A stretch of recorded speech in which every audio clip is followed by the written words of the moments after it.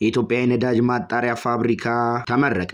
እስራኤል በጋዛ ላይ የቦምብ ጥቃቷን መፈጸም ቀጥላለች። በኢትዮጵያ የጀርመን አምባሳደር በ19ኛው የብሬመን ሶልድሪት አሸናፊ የሆነችው ኢትዮጵያዊት ሆና ተገኝታለች።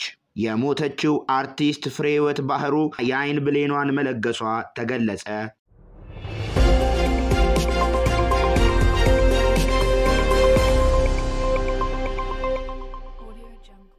19ኛው የብሬመን ሶልድሪት አዋርድ ለኢትዮጵያ የመብት ተሟጋችና አርቲስት መሰረት አህዱሽ ተበርክቷል።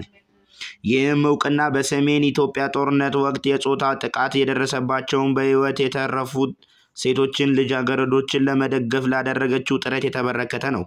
መሰረት በድርጅቱ አማካኝነት መጠለያ በማዘጋጀት ስለንቦናዊ እንክብካቤ በማድረግ ኢኮኖሚያዊ አቅም በመገንባት እንዲሁም በሴቶች ላይ የተፈጸሙ ግፎችን በመመዝገብ ለፍትህ ተሟግታለች። በ2020 በሰሜን ኢትዮጵያ በተቀሰቀሰው ጦርነት ወቅት ጾታዊ ጥቃት እንደ ስልታዊ የጦር መሳሪያ ሆኖ ነበር። መሰረት አህዱሽ ይህ ሽልማት የተሩፋት ድምጽ የሚያጎላና በዓለም አቀፍ ደረጃ መሰል ወንጀሎችን ለማስወገድ ያለንን ቁርጠኝነት የሚያጠናክር ነው ብላለች። በሌላም ዜና የሞተችው አርቲስት ፍሬህይወት ባህሩ የአይን ብሌኗን በመለገስ ሁለት ብርሃናቸውን ያጡ ሰዎች ብርሃን ይመለሳል። የኢትዮጵያ ደምና ህብረ ህዋስ ባንክ አገልግሎት አርቲስት ፍሬህይወት ባህሩ በህይወት ሳሉ በገቡት ቃል መሰረት የአይን ብሌናቸውን በወንድማቸው ድንበሩ ባህሩና ቤተሰቦቻቸው መልካም ፍቃድ መወሰዱ ገልጿል። የተነሳው የአርቲስቷ የአይን ብሌን ለሁለት ሰዎች ብርሃን ይሰጣል ብሏል። እሳቸውም ቢያልፉም ብርሃናቸው ህያው ነው። አርቲስቷ በአይናቸው 3 ጊዜ ለማየት በማሰብ የገቡት ቃል ተፈጻሚ ሆኗል ሲሉ ገልጿል።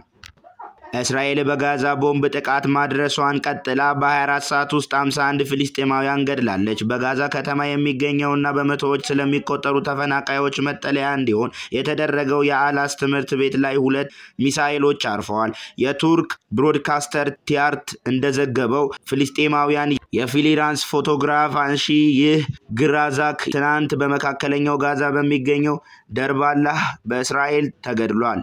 ፍልስጤማውያን በእስራኤል ጥቃቶች የተገደሉት ወዳጅ ዘመዶቻቸውን ለማዘን በደርባላ በሚገኘው አላካ ሆስፒታል ተሰብስበው ነበር። ይህም ከቤተልሔም የተፈናቀለ ፍልስጤማዊ ነው። ከቤቴል ወዳለው ጥቃትና ሙሉ ውድመት በኋላ ወደዚህ መጣን። የእስራኤል ጦር ወደ ደህና ቦታዎች በተለይም በባህራ ወደሚገኙ አካባቢዎች እንድናቅ ነግሮናል። ግን በሚያሳዝን ሁኔታ የእስራኤል የጦርነት ማሽን ከማጥቃት ውጪ ምንም አያደርግም። እነዚህ ንጹሃን ዜጎች ከየትኛውም አይነት መሳሪያ ወይም ተቃውሞ ጋር ምንም ግንኙነት የላቸውም። በሚያሳዝን ሁኔታ በጋዛ ሰርጥ ውስጥ ምንም አስተማማኝ ቦታ እንደሌለ ሙሉ በሙሉ ግልጽ በሆነ መልኩ እናገራለሁ። በፊሊፒንስ በሲቡ ግዛት ማክሰኞ ምሽት በደረሰው 6.9 የመሬት መንቀጥቀጥ ቢያንስ 69 ሰዎች መሞታቸው ተረጋገጠ። ከ150 በላይ የሚሆኑት ደግሞ ቆስለዋል። የመሬት መንቀጥቀጡ በተከታታይ የመሬት መንቀጥቀጦች የተከተለ ሲሆን ይህም ከጥቂት ቀናት በፊት በመካከለኛው ፊሊፒንስ የሚገኙ ትናንሽ ደሴቶች ከመታው እና 400,000 የሚሆኑ ሰዎችን እንዲፈናቀሉ ካደረገው ኃይለኛው አውሎ ንፋስ በኋላ የመጣ ነው።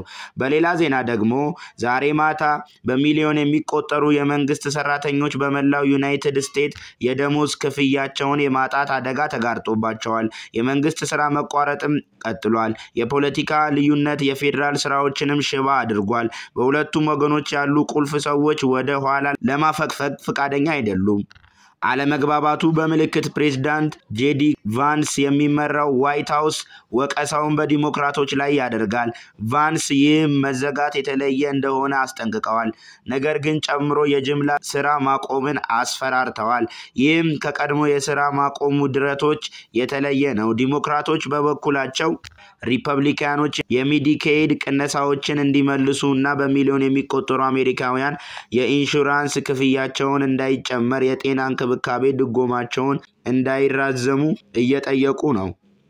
ይህ አማካኝ ቤተሰቦችን የመጠበቅ ጉዳይ እንደሆነ ይከራከራሉ። ዋይት ሃውስ ግን ዲሞክራቶችን ሀገሪቱን በቁጥጥር ስር በማዋል ወንጅለዋል።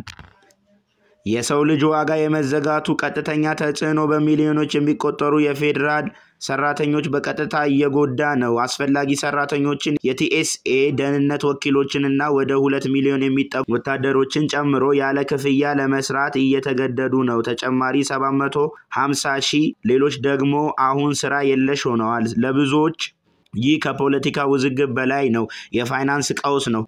ከኮንግረስ ቤተ መጻሕፍት ካፍቴሪያ ውስጥ ለ44 ዓመታት የሰራው ዊል ጆ ፕራይስ ሁኔታው አስከፊ እንደሆነ ተናግሯል። ክፍያዎችንም ከደሞዝ ወደ ደሞዝ እያመዛዘነ አሁን የቤት ኪራይ መክፈል መቻሉን ይጨነቃል። ግፊትንም ለመጨመር በሚደረግ እንቅስቃሴ የዋይት ሃውስ በዲሞክራቶች በሚደገፉ አካባቢዎች የሚደረጉ ፕሮጀክቶችንም የገንዘብ ድጋፉ አቁሟል። ለኒውዮርክ ከተማ 18 ቢሊዮን ዶላር እና 16 ግዛቶች ውስጥ ለኃይል ፕሮጀክት 8 ቢሊዮን ዶላር ጨምሯል። መዘጋቱ እስካሁን ድረስ መቼም እንደማያበቃ ታወቅም። ሴኔቱ እስከ አርብ ድረስ ለመገናኘት ስላልተቀጠረ ቢያንስ ለሌላ ቀን እንደሚቀጥል ይጠበቃል። አንዳንድ የሴኔት ሪፐብሊካኖች በከባድ ውድድር ውስጥ ያሉ ዲሞክራት አቻቸውን ለማሳመን እየሞከሩ ቢሆንም አብዛኞቹ ዲሞክራቶች ግን ጽኑ አቋም ይዘዋል። የፖለቲካ አለመግባባቱ ለቀናት ካልሆነ ለሳምንታት ሊቆይ ይችላል። ይህም በፌዴራል ሰራተኞችና በሚሰጡት አገልግሎት ላይ ያለውን የፋይናንስ ጫና ያባብሰዋል ሲል ሮይተርስ ገልጿል። የኦጋዴን ፈሳሽ የተፈጥሮ ጋዝ ፕሮጀክት የተመረቀው የመጀመሪያ ዙር በአመት 101 ሚሊዮን ሊትር ማምረት የሚችል ነው።